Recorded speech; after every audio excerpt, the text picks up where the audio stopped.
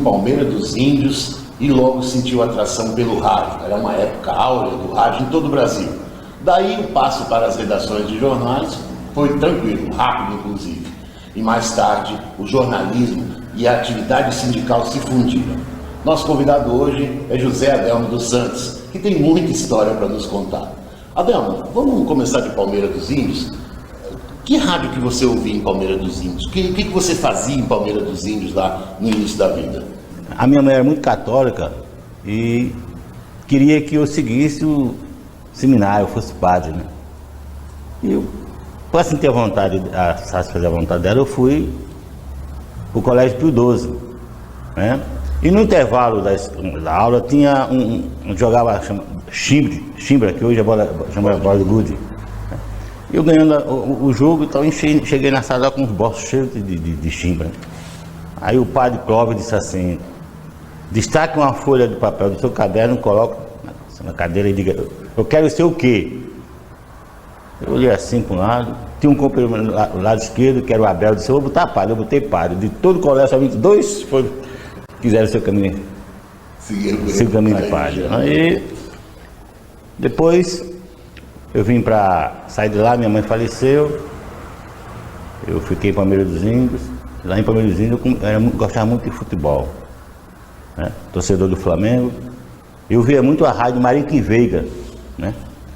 Tinha um programa de humorista de esporte, onde o locutor era Cid Ribeiro e o comentarista era Benjamin Wright. E não tinha rádio em Alagoas ainda não? Nem a Sampaio? Não existia, nessa época não existia não, não existia mais ainda não. Bom, aí eu via sempre tal. E naquela época o Campeonato do Rio de Janeiro tinha Campo Grande, Portuguesa, Canto do Rio, né? Aqueles tempos, São Cristóvão, Bom Sucesso. E eu sempre ouvia a rádio Marique Veiga e eu copiava todo o resultado do futebol. Aí meu pai foi transferido para trabalhar aqui em Maceió. Eu vim para Maceió. Seu pai fazia o quê, Adelmo? Meu pai cortava carne, era marchante. Eu matava o boi, cortava carne e tal. Aí veio trabalhar aqui na Discal. A Discal ficava na rua João Pessoa, ao lado do Instituto Histórico e Geográfico. Aí meu pai veio para cá, a convite da Discal, e nós ficamos aqui em Maceió. Eu fui estudar no Olavo Bilac. O Olavo Bilac, ele fica ali também na rua João Pessoa. E você morou onde aqui? Eu morei aí, comecei a morar na rua do Gracindo, sabe? Aí meu pai foi embora para São Paulo e eu fiquei sozinho aqui, mesmo filho. Fiquei sozinho. Fiz uma travessia realmente sozinho com 16 anos. Sim, aí eu saí da aula, né? Fui ali no bar do Bertolini, que fica ali pertinho do antigo Produban, ficava ali. Aí tá lá Valfredo Oliveira, Darcy Rego e José Carlos Campos discutindo sobre futebol. E o resultado era do Flamengo e o Canto do Rio. O Flamengo tinha ganho de 8-1. E o Zé Carlos questionando que o jogo foi 8-0. Aí eu vi, estava anotado no caderno. Aí eu falei assim: o jogo foi 8-1. E o último gol do Flamengo foi de Dida. Dida foi a Alagoana que jogou aqui no CSA. Aí o Valfredo disse: como é que você pode provar? Eu mostrei o caderno aqui, a data, eu disse: vamos conferir. Eu fiz uma aposta. Aí o Alfredo me chamou para trabalhar na Rádio Progresso, para ser planteio esportivo. A Rádio Progresso ficava ali onde era o INSS, ali de esquina, na Praça do Palmares. Não tem aqui, Ari Pitombo. Aí eu fui trabalhar na Rádio Progresso com plantão esportivo. Passei lá mais ou menos um tempo, depois fui para a Rádio Difusora. Quem é que trabalhava na Rádio Progresso nessa época, você lembra? Valfredo Oliveira, Jalon Cabral, Edécio Lopes veio ser diretor da Rádio Progresso, que é dos Diários Associados. O Zé Carlos trabalhava na Difusora. O Zé Difusora. Não, o Zé Carlos não estava na Rádio Palmares, que era vizinho à Catedral. Você pode dizer que você foi o primeiro repórter esportivo do Rádio Alagoana? Não, foi não. Eu fui o primeiro a trabalhar no plantão esportivo, sim. Agora, repórter esportivo tiveram vários. Eu não era um cara de falar, eu era mais de redigir e passar as informações para os companheiros. Também é o plantão. Eu ouvi informação e repassava para os companheiros. E você, depois, a Rádio Progresso foi o primeiro passo? Meu passo para a Rádio Difusora. Aí recebi um convite para trabalhar num jornal que teve aqui, que circulou pouco tempo, que era a Gazeta Esportiva. Circulava na Gazeta de Alagoas, que era impressa na Gazeta, que ficava na rua do Comércio. Aí o Alfredo me chamou, o Alfredo foi ser editor, eu fui cobrir o esporte, né, amador, para a Gazeta Esportiva. Aí comecei a trabalhar lá. Depois eu fui trabalhar no Correio do Maceió, que é que ficou ali, ficar ali perto do bar do Duda, ali na Rua. Uma boa ali, eu conheci Walter Oliveira, conheci Irmã Caldas, conheci o Hélio Jambo, conheci quem mais? Bola 7, várias pessoas eu conheci ali. Depois fui trabalhar no Jornal de Alagoas, trabalhar na Rádio Difusora do Jornal de Alagoas. Foi uma época boa do jornalismo, muito boa. Aliás, foi uma época onde o jornalismo se fortaleceu muito aqui em Maceió, especialmente, né? Porque não só pelos talentos do jornalismo, mas porque começou a se criar uma consciência, né? Inclusive começou a se fortalecer as entidades, o sindicato principalmente, e a própria Associação Alagoana de Imprensa, né? Que também tinha uma força na época, né? Como é que foi esse sindical? É verdade. Naquela época, por causa da ditadura, os sindicatos estavam um pouco, né, amarrados, estavam, né, mobilizados. Tinha muito perigo. Muito perigo, inclusive, é verdade, muito perigo. Né? Para você ter ideia, a nossa entidade de vanguarda era a Associação Alagoana de Imprensa, cujo presidente era o Genésio Carvalho, que realmente teve um papel muito bom naquela questão da ditadura militar. Tem que realmente tirar o chapéu para ele. Aí veio a eleição do Sindicato Radialistas, eu ganhei a eleição do Sindicato dos Radialistas, disputando com o Jorge Vilar, que era conhecido como Bianô Correia Marinho, mas o nome artístico era Jorge Vilar. Disputei com o companheiro, ganhei a eleição por 22 votos. Isso foi em 76. Quando foi 2 anos depois, veio a retomada do Sindicato dos Jornalistas. Né? O companheiro Freitas fez uma chapa e o Aldo Ivo é presidente do sindicato dos jornalistas. Não é que o Aldo Ivo fosse um cara ruim para o sindicato, muito contrário. Foi na gestão dele que veio o curso de comunicação e jornalismo. Mas o Aldo é aquele companheiro, sabe, bom vivant e tal. E o Freitas tem uma posição mais definida politicamente em relação ao sistema, ao regime militar da época. Aí nós fizemos a chapa, ganhamos do companheiro Aldo Ivo.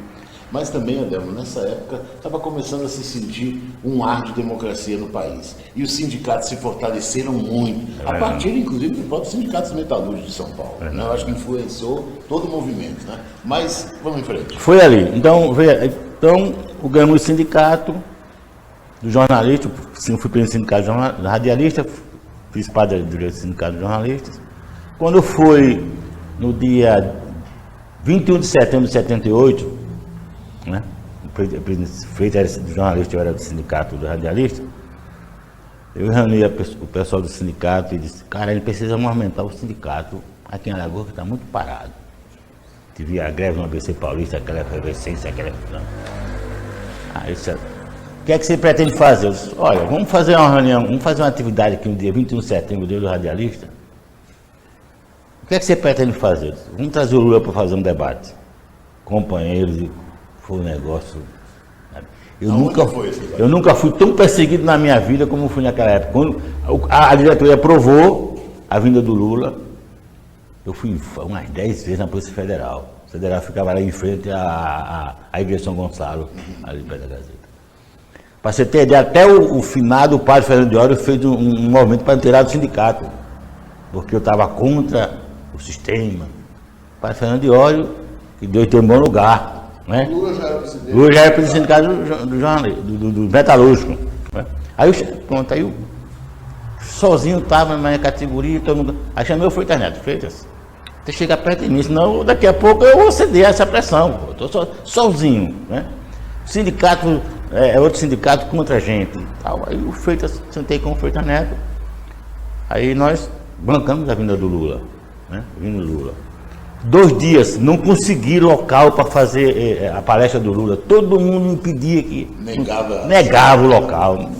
Meu Deus do céu, o negócio está ruim, eu comigo. Foi um dia, eu estou em casa, na Rádio Difusora, aí o companheiro Rodrigo Gouveia, jornalista, que era diretor da Rádio Difusora, aí disse: ligado de São Paulo para você, São Bernardo do Campo. O Lula quer falar com você. Eu estava chegando. Trabalhava à noite, aí quando fui, pode ligar para o Lula. Aí, lá da Rádio Difusora, da sala do Rodrigo, eu liguei para o Lula. Só Lula, eu estou sabendo, eu só não chego aí nesse debate se os caras me caparem de me sequestrar no aeroporto. Eu disse: esse cara é de fé. Eu disse: esse cara é de fé. Tudo bem. Aí veio o Lula, veio para cá. Doutor José Maria de Mello, pai do Davis Mello. Aí a Academia Lagoa-Norte, ele era presidente, eu fui lá, naquela época, calça jeans, a gente usava aquela camisa de time de futebol, Flamengo, Palmeiras. Aí eu fui lá falar com ele. Na Praça Deodoro. Na Praça Deodoro, né? Fui lá. Aí eu disse, queria falar com o doutor José Maria de Mello. A secretária, um momentinho só. Aí eu fiquei lá, esperei 1 hora, 2 horas, os caras não me atendem, não, eu comigo, né? Mas ele pensava que eu ia lá todo de terno, falar com ele, mas não entendeu. Aí eu expliquei, ele disse, está liberada a Academia Lagoa Direita. Foi um sucesso, companheiro. A academia ficou cheia. Eu tive que botar um carro de som na praça para as pessoas ouvirem a palestra do Lula. Aí para dali nós saímos para jantar aí o Lula e o Freitas, os companheiros.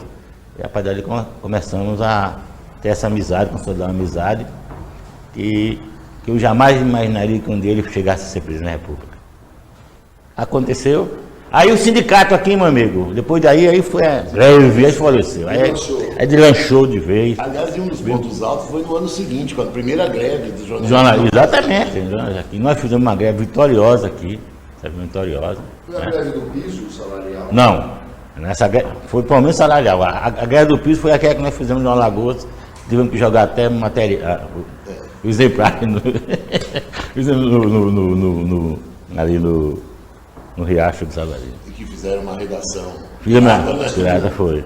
Sim, aí, voltando à questão do Lula, aí estava acontecendo um simpósio sobre liberdade de imprensa em São Paulo, na Câmara Municipal de São Paulo. Aí o Freitas foi. Eu não pude ir com ele, fui depois. Quando cheguei lá em São Paulo, aí o Freitas disse, o Lula esteve aqui, falou aqui, mas perguntou para você, está em São Bernardo. Eu digo, eu vou lá falar com ele, porque eu tenho que tratar o assunto com ele lá. Aí fui lá. Fui no sábado. Cheguei lá, estava lá na casa dele, na Rua da Floresta, 54, da casa minha com ele. Me apresentei, entrei. Estava bebendo umas cachaças com os caras lá, de sábado. Eu fiquei lá e disse, não, eu vou para um hotel, não, você vai ficar na minha casa. Eu fiquei na casa dele. Quando eu fui no outro dia, aí eu vou com atividade. Sim, aí a minha mulher, Rita, ela estava, eu disse, olha, Rita, eu vou para São Paulo, você quer ir comigo? Tem lá eu tenho uma tia lá em São Paulo, ela disse. São Paulo, filho. Aí eu fui, ela foi. Chegamos lá, aí ele disse, tomou umas cachaças com o Lula, rapaz, eu vou me casar amanhã. Eu disse, e a Marisa? Não, a Marisa é viúva, eu também sou viúvo. Eu disse, tá bom. E ele tinha já 2 filhos, a Marisa tinha 2 filhos do primeiro casamento. Né? Aí eu encontrei com a Rita, aí fomos lá para a igreja, aquela igreja que eles ocupavam quando, na época da greve, porque os militares queriam pegar todos os sindicais. Aí eu cheguei lá e disse, você vai ser meu padrinho no casamento. Eu vou, não tem problema nenhum. Aí liguei para a Rita, fui lá, assinei lá o livro com ele lá e tal. Aí ele disse, aí terminou o casamento, fiquei lá 2 dias. Aí fomos para Guarulhos. Guarulhos. Estava havendo um encontro de metalúrgico lá. Eu participei do encontro. Assim, aí o Freitas voltou para Maceió, eu fiquei lá. E fui para Guarulhos. O Freitas também foi para o casamento? Não, o Freitas foi para o encontro. Eu fui para São Bernardo para lá. Aí eu fui ver, quando cheguei lá em Guarulhos, aí eles estavam discutindo a questão do movimento sindical. Aí eu disse, fiquei lá o debate, muitos caras politizaram e tal, os caras falando bem. Né? Aí ele chamou a parte e disse, Abel, nós precisamos ter um instrumento de luta dos trabalhadores, uma ferramenta. Não adianta a gente ganhar 5%, 6% de aumento quando a inflação vai lá e come novamente. Nós temos que ter poder nesse país. Aí eu digo, poder? Comecei a começou e tal. Quando foi 6 meses depois, aí eu recebi um telefonema dele. Vamos ter um encontro aqui em São Bernardo do Campo. Ele disse, nem pensei em criar um partido político. Nossa, agora aí eu entendi a jogada. Aí cheguei lá, nesse outro encontro estava lá Olívio Dutra, sindicato do bancário de São Paulo, né? Estava lá o Jacob Itac, estava lá outras lideranças sindicais. Sim, estava um companheiro de Pernambuco, o Oswaldo. E começamos a discutir a questão. Sim, aí disse, olha, essa questão fica aqui, porque você sabe que nós não podemos falar em partido político, porque naquela época é impedir que os trabalhadores participassem da atividade política. Senão os cabos intervinham no sindicato. E discutindo, nós ficamos... Uma reunião interna. Reunião interna lá, nossa. Aí veio o ANAMPOS. A ANAMPOS foi uma entidade que começou a ser um embrião do PT. E aqui em Alagoas, o PT? Aqui em Alagoas foi o seguinte, aí eu tentei, sim, aí veio o primeiro encontro das classes trabalhadoras, com o CRAT. Mas estava como PT fundado? Não tinha nada. Nós estávamos primeiro fundando, no PT não existia na época. Nós estávamos tentando retomar a luta no movimento sindical. Depois foi que a gente começou a trabalhar paralelamente a questão da CUT. Aí, bicho, a gente fizemos o primeiro encontro das classes trabalhadoras aqui em Maceió, lá no auditório da reitoria para Sinimbu. Jornalistas, radialistas, metalúrgicos, humanitários, 5 sindicatos. Só sindicato discutindo a questão. Aí depois veio o pessoal do Sindicato Médico. O PCdoB já existia via Tribuna Operária, né? Via Tribuna Operária. Não, eles já existiam, só que eles não usavam o PMDB, porque naquela época era além do PMDB, né? Você não podia. E nós fizemos o primeiro encontro da Classe Trabalhadora. Quando foi, 2 meses depois, 6 meses depois isso foi em 81, né? Em 82 era a eleição para governador. O PT não conseguiu se organizar aqui e nós fomos apoiar vários candidatos da esquerda. Samuel Bandeira, Eduardo Bonfim, Ronaldo Lessa, Mendonça Neto, Márcio Andrade. Nós fizemos uma bancada de 7 deputados da oposição. Mas pelo PMDB? Tudo pelo MDB. E o Zé Costa, candidato ao governo. E nós ficamos lá. Fizemos uma bancada boa da esquerda, né? Foi quando aconteceram as eleições e Brizola foi eleito governador do Rio de Janeiro. Foi outro salto de qualidade. Aqui o PT não disputou a eleição, ele disputou depois a eleição. E a gente... Mas quem formou o PT? Aqui o PT foi o seguinte, como eu trouxe o PT para Alagoas, as pessoas que participaram, eu, Pedro Luiz, Agri Meron, Alain Brandão, que já faleceu, Roberto Cavalcante, que já faleceu, Márcio Moura, que já faleceu, o Pedro Luiz ainda está vivo, o Mário Anabuque, a Alice Anabuque, né? Fomos nós. Isso partiu da universidade? Teve uma participação universitária? Teve. O Mário, a Alice era da universidade na época. O Mário era do sindicato bancário aqui. Mas ele foi mais no movimento sindical, né? Aí o PT começou a surgir, né? Participamos da eleição para prefeito com o Pedro Verdinho, não tivemos sucesso.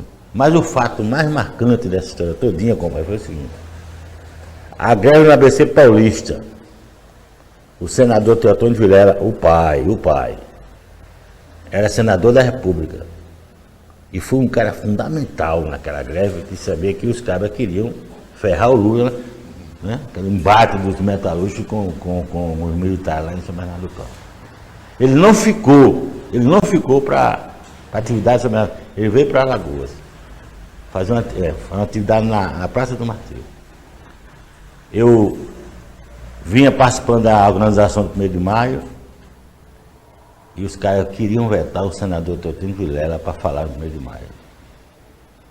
Eu rompi com determinados companheiros da esquerda. Não é que o senador fosse o candidato dos meus sonhos, mas foi a participação importante que ele teve naquela greve no ABC Paulista.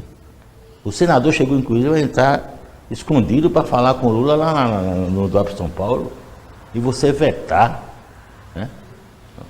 E fui companheiro do PT, que o PT tinha vários segmentos, tendência, era vermelha, era não sei o quê. Eu fui contra. Depois vi que houve uma nova negociação lá, antes, vou embora. Aí sentaram lá e o senador falou, achava que era justo, mas que falou que queriam vetar o senador.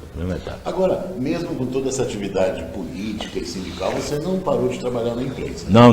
Continuava na redação do Jornal de Alagoas. A greve do ABC Paulista fez com que encorajasse muitos companheiros, né?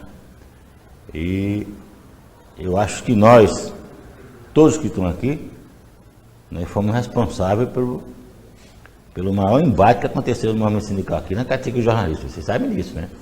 Que foi a decisão no Congresso Nacional da categoria de lutar por um salário, por um piso de 5 salários mínimos. E nós viemos para cá e os patrões não quiseram. E foi preciso que a gente fizesse aquela greve no Jornal Alagoas, que foi uma greve que hoje foi marcada, está marcada para sempre na luta desse sindicato. Esse sindicato aqui,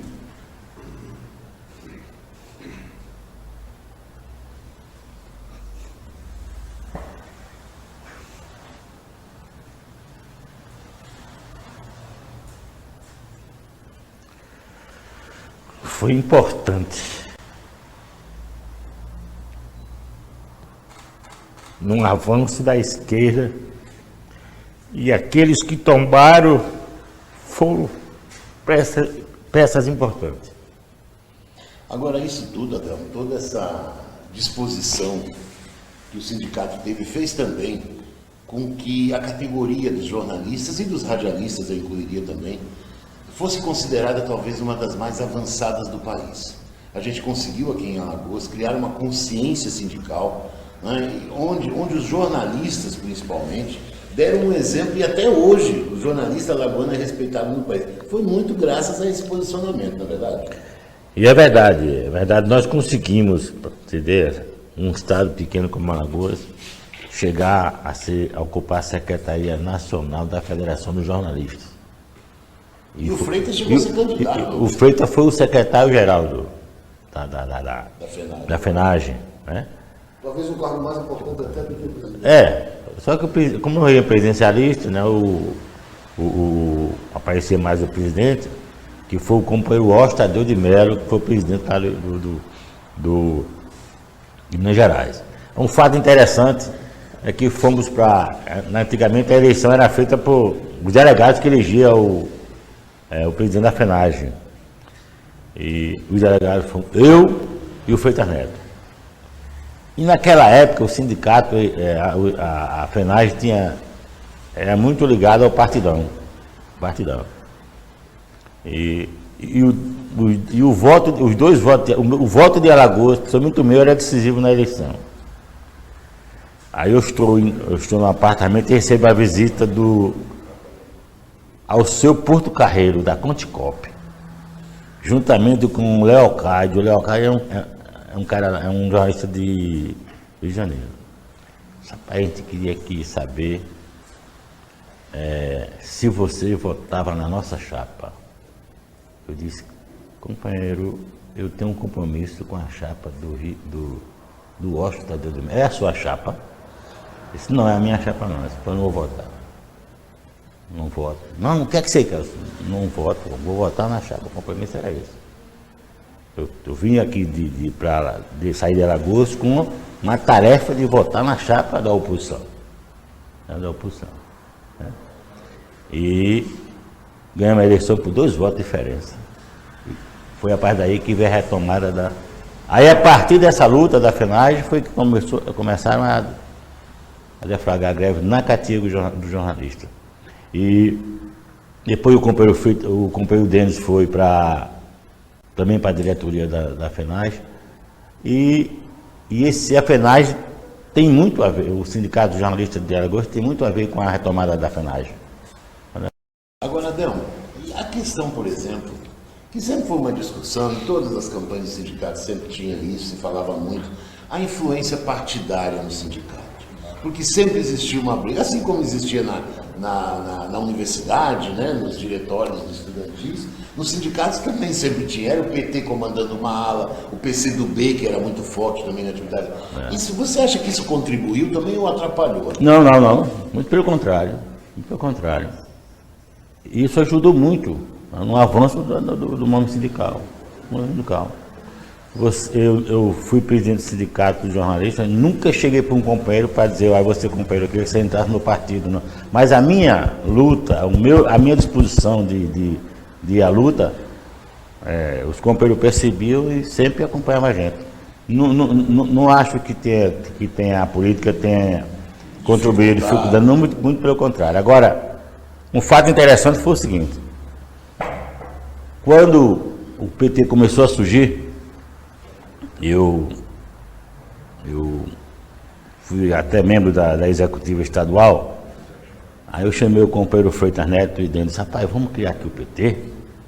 Aí o companheiro Freitas disse, Delmo, o PT é uma imaginação do Golbery, veio para dividir as oposições.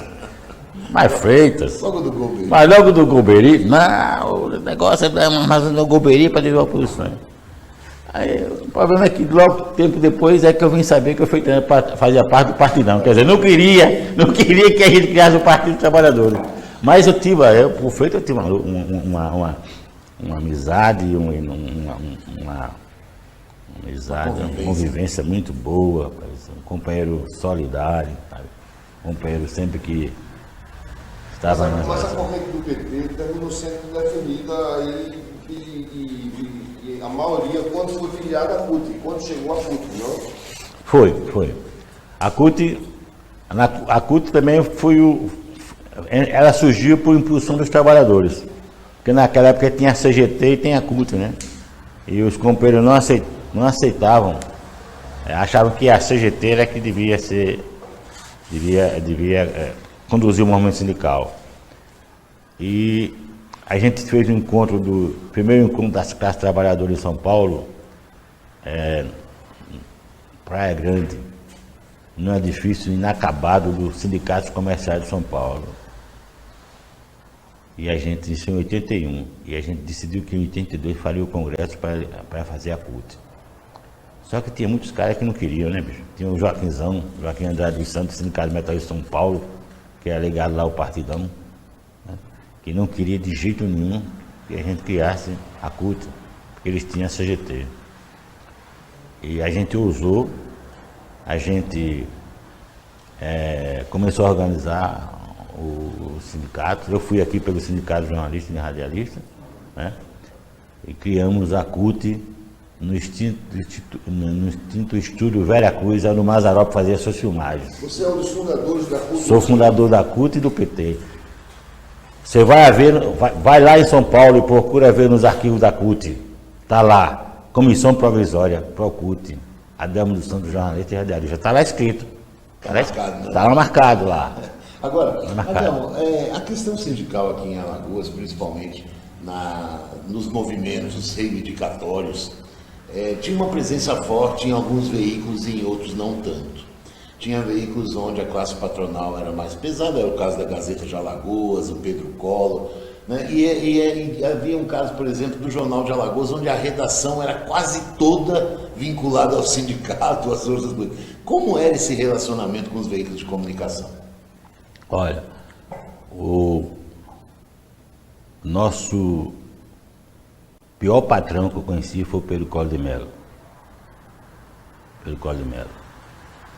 A gente, numa greve para conquistar o piso da categoria 5 salários mínimos, que nós conquistamos depois, eu me lembro que o Pedro Collor, fomos fazer negociação, eu, Walter Oliveira e o companheiro Paulo Mena.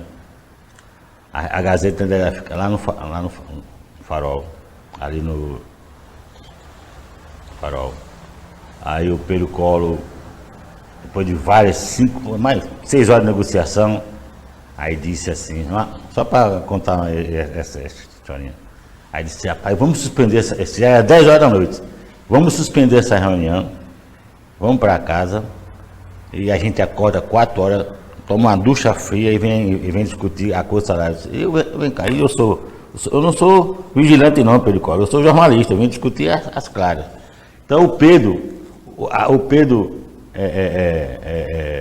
era um cara tão intransigente que ele, quando perdeu uma proposta para nós, ganhava o sindicato, ele metia a mão nas paredes, sabe? Que ficava com a mão engessada, tal. Era a raiva do que ele tinha nessa luta do sindicato, que a gente fazia, certo?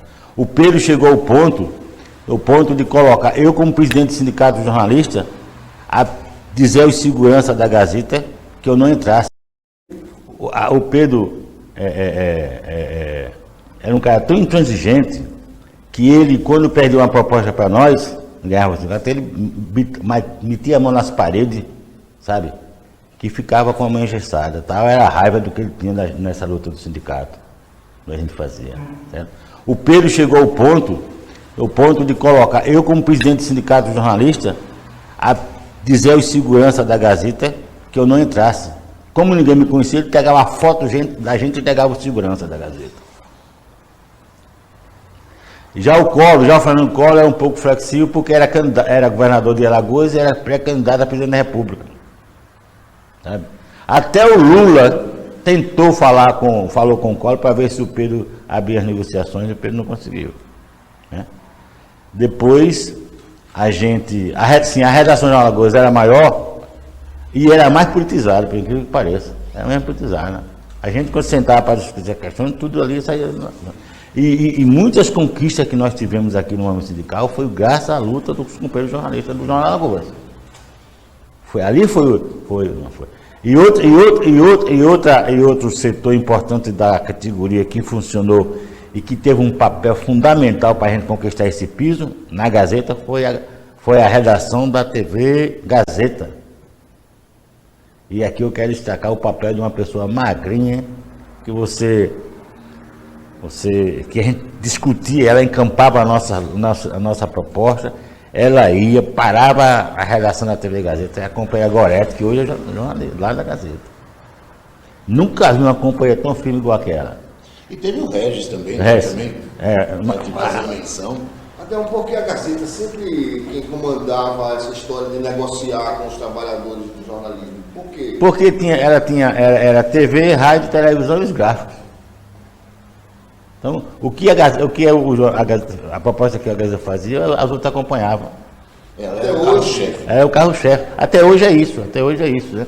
Mas a Tribuna também teve uma redação que foi criada em 79, que se afinava muito bem, né? Muito bem, afinava. A Tribuna de Alagoas também teve um papel fundamental nessa questão aí. Aquela primeira Tribuna. Exatamente, é verdade. Né? Eu me lembro que a redação do Jornal Alagoas, aliás, do jornal é impresso no Recife. A gente descobriu que o malote saía às 18 horas. Às 18 horas. Isso na greve? Na greve.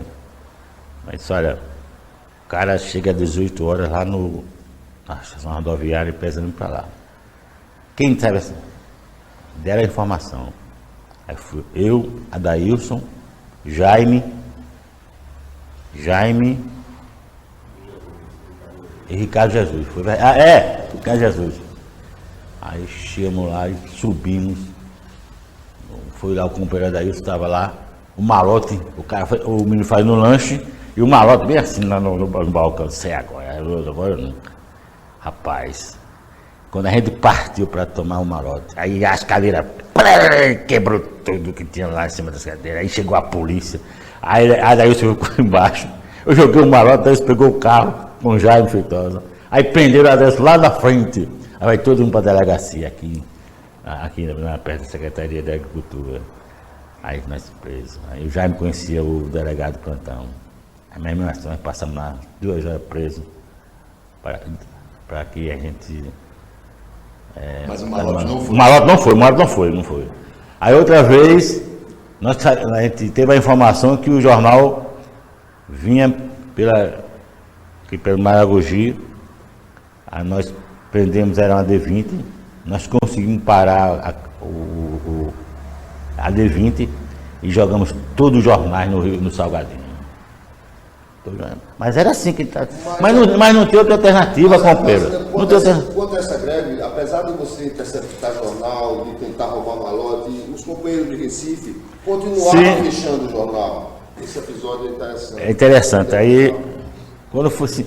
Mas isso aconteceu um fato interessante aqui. Nós soubemos que a redação, existia uma redação clandestina aqui perto do antigo Hotel Luxo. Era um hotel que chama bem aqui pertinho. O jornal saindo, mas quem está fazendo jornal? Aí fomos para lá. O jornal, redação no hotel, tal. Onde fica a Federação Alagoana de Esporte? Para lá. Fui eu, Ricardo Jesus, companheiro Mário, Adailson, mais 2 companheiros que eu não esqueço. Chegamos lá, segundo andar, nós subimos, lá estava a redação lá. Romero Veirabelli, companheira imitada. Aí nós entramos na redação, meu amigo, foi uma confusão da peste lá. Rapaz, cara. Aí a TV Gazeta entrou com a gente, foi exatamente. A TV Gazeta foi um detalhe, a Gazeta, o pessoal. O pessoal da TV Gazeta, o pessoal lá conseguia. A greve foi tão boa na TV Gazeta que o Pedro Collor entrava em cadeia com a rádio, com a TV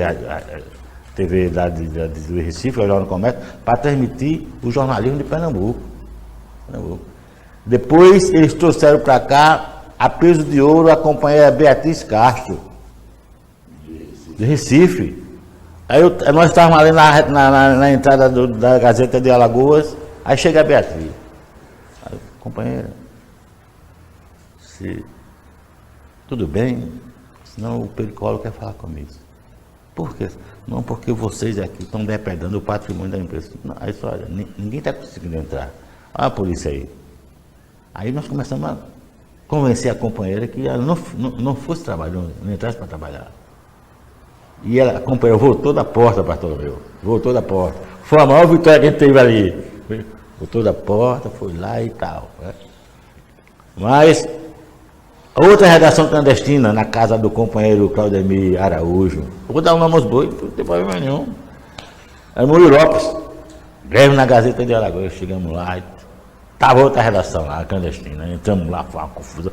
E o companheiro saiu com um revólver para atirar na gente, o companheiro Claudemir Araújo. Foi. Teve calma. Mas, olha, companheiro, eu faria tudo outra vez. Mas a conta a história do Recife, que a gente foi lá, você, a companheira Breno, que aquela editora Zenaide Pio Barbosa não deixou a gente entrar no diário, o pessoal teve que descer. Você encarou o Careca lá, o dono do jornal associados. Conta aí pra gente. É irmão do Romero Veirabelli, foi. Nós fomos lá no Diário de Pernambuco falar, sim, os companheiros foram. Houve a greve lá, nós fomos para lá dar apoio à greve deles lá. Aí nós toquei a direção do Diário de Pernambuco, Gladstone Vieira Belo. Exatamente, é isso mesmo, nem agora. Aí fomos lá. Companheiro, nós estamos numa greve, ninguém ia contar com o seu apoio e tal. Mas, rapaz, o meu viu a gente, nós colocamos o Jornal Alagoas estava intransigente na negociação, a gente queria encontrar uma saída pacífica. Aí ele não quis ouvir os nossos argumentos. Não tem problema nenhum. Aí nós fomos para a redação de Pernambuco. Aí disse, olha, ou vocês aceitam os nossos argumentos, ou a gente vai acampar aqui. Até porque os companheiros do Diário de Pernambuco também estão conosco. Na pracinha do Na pracinha do Diário de Pernambuco. Aí, se o cara era Joazil Barros, o cara que estava querendo peitar a gente lá dentro. Né? Aí foi preciso a gente ocupar a redação lá para a gente pudesse ganhar o piso da categoria. Mas o companheiro Mário, né? Mário está aqui, foi fundamental nessa nossa luta. O companheiro chegou a ser citado como MacGyver. Era me ajuda aí, era um detetive. E o companheiro ficava ali em cima, ali no hotel, com o binóculo, sabendo que ele chegava perto de os caras não foram à greve. Não era isso, companheiro? Não é isso? Então, nós tivemos muitos companheiros interessantes nessa luta, viu, companheiro? Não sei. Agora, Adelmo, por exemplo, essa história do piso salarial aqui em Alagoas foi uma conquista histórica, porque até hoje tem estados onde os sindicatos deveriam ser até mais organizados pelo número de jornalistas, de profissionais, e mesmo assim não consegue chegar ao nosso piso. São poucos estados que acompanham o nosso piso. Porque o Bartolomeu, isso foi mais em função da politização que a categoria de jornalista aqui conseguiu. Né? Os companheiros, quando definiam a questão, os companheiros na luta. As consequências não sabiam. Né? Não sabia as consequências. Né? E, para você ter ideia, o maior constrangimento que nós fizemos a Advocacia aqui, 16 de setembro, nós acampamos aqui nesse sindicato, e no dia 16 de setembro era, né, aqueles pessoal tudo farcado, né, desfilando, tudo prestando continência. A gente foi lá, furamos a passeata dos militares com faixa, né, todo mundo lá ali em frente à Fênix, sabe? E isso começou, né, por que esses caras estão querendo? Né? Então a gente mostrava a disposição de conseguir as coisas mesmo. Né? E fomos notícias no ano inteiro. Para tu ter ideia, companheiro Bartolomeu, a nossa greve, ela foi repercutida na Folha de São Paulo. Eu tenho que ver com isso. Nossa greve. Né? Os caras vinham saber como é que acontecia essa greve aqui no sindicato. Está todo mundo aqui. E outra coisa, chegava final de semana, cadê dinheiro para os companheiros que não tinha nada em casa? A gente ia na casa dos empresários, tinha alguns empresários que ajudavam a gente, para usar padeira, era mortadela, era leite, era manteiga, era queijo, certo? Nós acampamos para fazer isso mesmo, né? Mas não tem outra alternativa, Bartolomeu. Não podia recuar. Não tinha como recuar, certo? Mas foram esses momentos que construíram, na verdade, essa consciência. Aquela célebre votação que nós tivemos aqui no sindicato, do companheiro Cláudio Humberto Rosa e Silva, na época secretário de comunicação do governo Collor, né, e que foi pego pela comissão de ética, né, e, quer dizer, uma votação onde o sindicato teve uma movimentação como nunca tinha tido antes. Uma eleição. Até o governador... Não veio votar, foi mesmo. Olha, companheiros, o sindicato dos jornalistas sempre teve uma disposição de lutar de maneira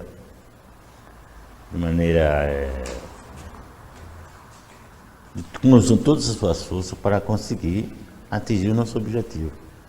Olha, companheiros, essa é a diretoria da qual fiz parte. Eu confesso a você, e você também fez parte, Bartolomeu, né? Talvez foi a mais politizada que eu conheci até hoje aqui no sindicato. Até hoje. O fato do Collor ser jornalista e chegar ao governo do Estado não impedia que a gente enfrentasse ele, pelo contrário. Aquela votação da comissão de ética que deu empate, se não tem enganado. Como foi a relação sindicato e governo Collor como governador? Não, olha, eu quero dizer o seguinte, eu nunca tive o Collor como governador falar com ele sobre a questão do jornalista, não. A nossa conversa era com o Pedro Cláudio Melo, nunca foi com o Fernando. O Fernando, os caras protegiam porque era pré-candidato a presidente da República, e os caras não queriam ser, né? Não queriam queimá-lo. Agora, a gente só conseguiu avançar nessa questão do acordo salarial quando nós redigimos uma carta, mandamos o Carlos Castelinho, do que tinha a coluna do Jornal Brasil, que reproduziu a nossa carta, cara. Incrível um negócio desse. Reproduziu a nossa carta. Castelinho, o cara que era né, colunista, assim, mais lido do Jornal Brasil, foi quando os caras começaram, pô, E nessa carta nós alertávamos exatamente de quem era, na verdade, Fernando Collor. Exato, foi. Porque o Brasil tinha uma ideia de caçador de marajás, daquela coisa toda, mas nós já o conhecíamos como prefeito que foi, como deputado federal que foi completamente inoperante, né, até chegar ao governo do estado. É verdade. Foi a primeira manifestação de Alagoas com o perfil alertando. Exato, quem era o Fernando Collor de Mello. Foi a partir dessa carta que nós mandamos para o Castelinho, que é conhecido como Castelinho, que começou o Brasil. Aí vieram para cá vários jornalistas, né? Sempre o Brasil inteiro. Aí foi quando despertou quem era o Fernando Collor. Que a história de Marajá era conversa fiada, isso nada não existia. Mas eu insisto, Adel, mais uma vez na questão do piso, porque hoje nós temos um piso salarial aqui em Alagoas, que infelizmente é quase o teto também, porque a classe patronal age desse jeito, mas que é quase o dobro, por exemplo, do piso do Rio Grande do Sul. Não, quase o dobro.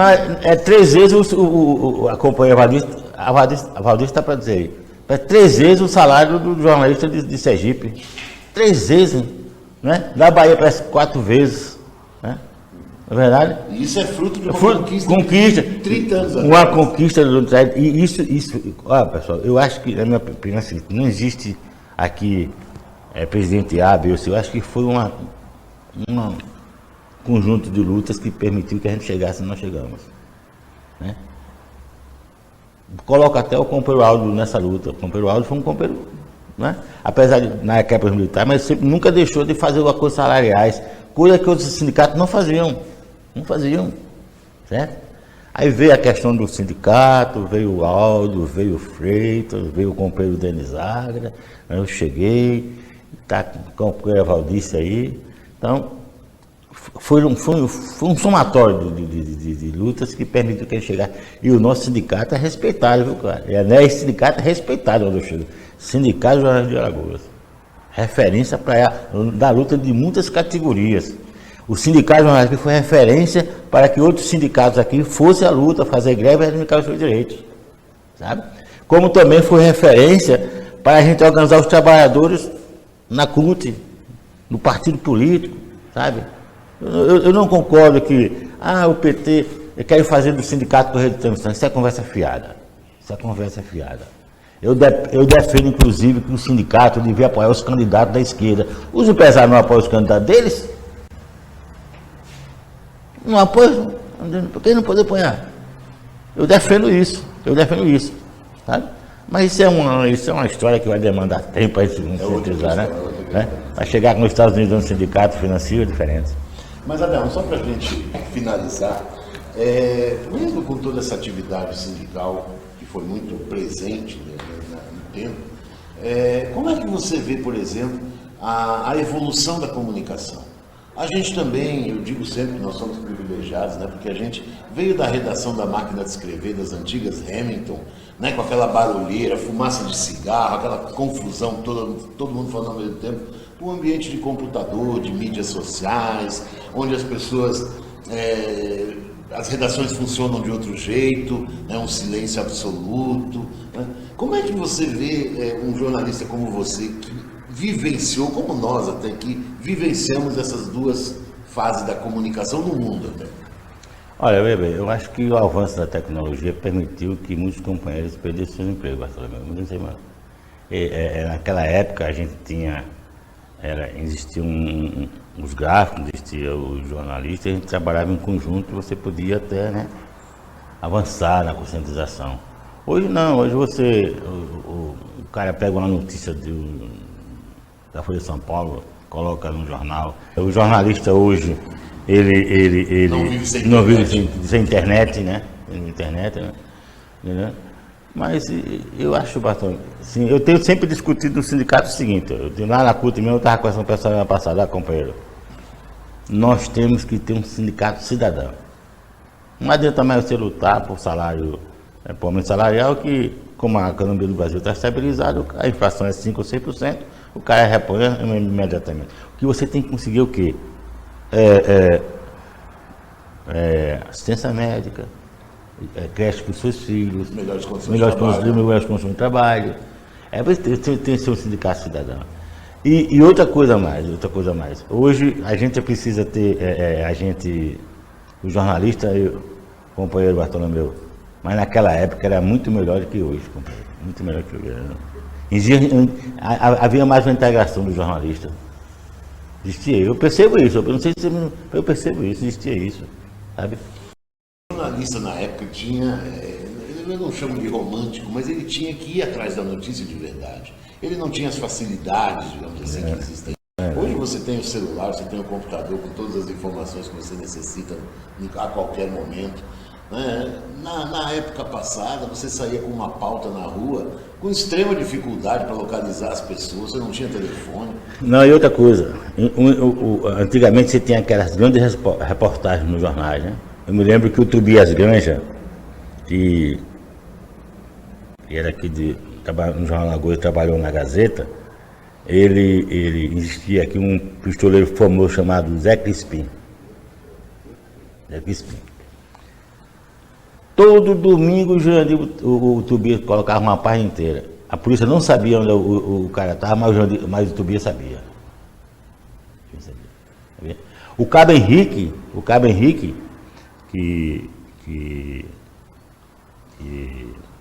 foi, inclusive, o Tobias foi advogado dele, olha, depois aquele mata-mata, o companheiro Tobias Grande sabia onde o Cabo Henrique estava.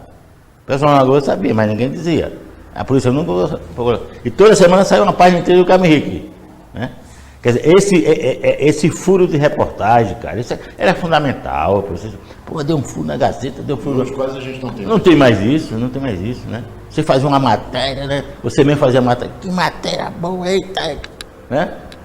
Parece que, entendeu? Mas naquela época era melhor, você dar um furo na Gazeta, né? Concordo com você. Né? E a tendência é piorar. É melhor isso, né? Agora, eu acho que nós só tem um caminho, é o sindicato cidadão, bicho. O resto é a gente tocar o bar. Tá? Agora, diga. Queria só fazer mais uma pergunta. A sua amizade com o Lula permanece? Você Permanece. pode dizer que você é um grande amigo dele.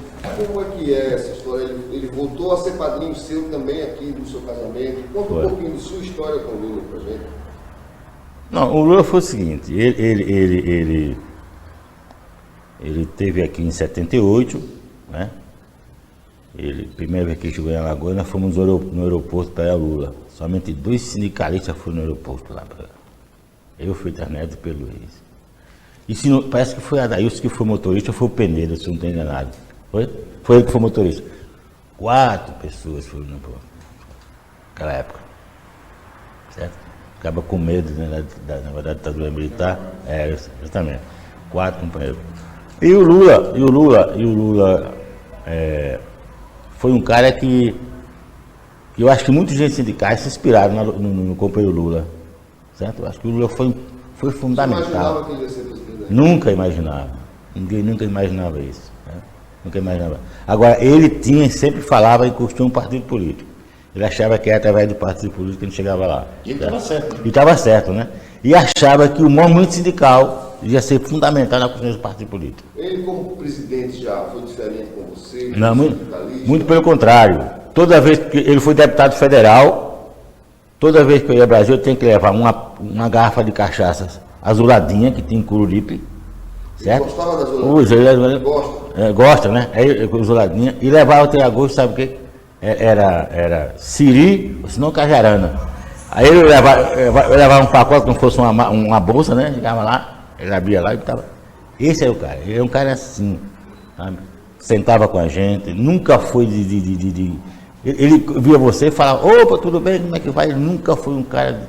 Como presidente da República, uma vez cheguei no Palácio Planalto, ele não bebia, que estava bebendo uma dose de uísque lá, mas guardado para ninguém saber, porque achava que o cara bebia demais, né? Então esse é o cara, não mudou, é o mesmo cara, é um simples como ele foi, né? Eu nunca imaginei que chegasse onde chegou, né? Sou padrinho do casamento dele, sou compadre dele, sabe? A minha amizade, isso nunca subiu a cabeça, porque o compadre do Lula, não, pelo contrário. Ele é o Lula presidente, é o mesmo Lula cidadão, certo? Não tem uma diferença, é um cara simples, sabe? sempre vem quando liga para mim, sabe? Agora não, porque está com essa doença toda, eu espero que ele fique bom, né? Embora tenha muitos caras torcendo que ele, né, que ele não fique bom, mas eu quero dizer a você que, repito, companheiro, tanto no movimento sindical, quanto... Quero dizer a vocês que eu fui um cara que fiz direito, né? Fiz direito, não concluí o curso, não me arrependo de não ter concluído. Entrei no jornalismo também, para mim foi a melhor coisa que eu entrei no sindical. Foi através do movimento sindical, de jornalista, que nós chegamos. Sabe? E diga a você, companheiro, esse sindicato foi importante para a luta dos trabalhadores aqui, principalmente em Alagoas. E não só do jornalista. Não só do jornalista. Esse sindicato, sabe? E olha que eu falo com o sindicato, falo com orgulho de fazer parte desse sindicato, sabe? Acho que foi aqui que eu consegui adquirir consciência política aqui dentro, certo? Foi aqui que eu consegui. Sabe? E olha, quando eu entrei no movimento sindical, sabe? A minha família disse, perdi meu filho. Vai ser morto, na época dos militares, né? Ser morto. Muitas pessoas me deixaram de lado da minha família. Você chegou a ser preso? Cheguei várias vezes. Torturado? Não torturado, não. Fui preso numa greve geral aqui. Esse sindicato aqui tinha a Secretaria-Geral da CUT, sabe? Nós fizemos greve aqui, paramos ônibus aqui. Na greve de 86, você não viu um homem circular em Maceió. E esse sindicato era o secretário da CUT. Eu era o secretário da CUT. Entendeu? Várias vezes fui preso, o Walter me soltava lá. Ficamos aqui no DOPS uma vez, aqui ali em frente ao Hospital do Açúcar, era o DOPS. Né? Muitas vezes preso. Eu não, vários companheiros presos. Mas foi aqui que eu consegui consciência política, viu, companheiros? Foi aqui que eu consegui. É aqui que você consegue. Você sabe quando o calo aperta, como diz. Se você não lutar, você não consegue conquistar os seus direitos.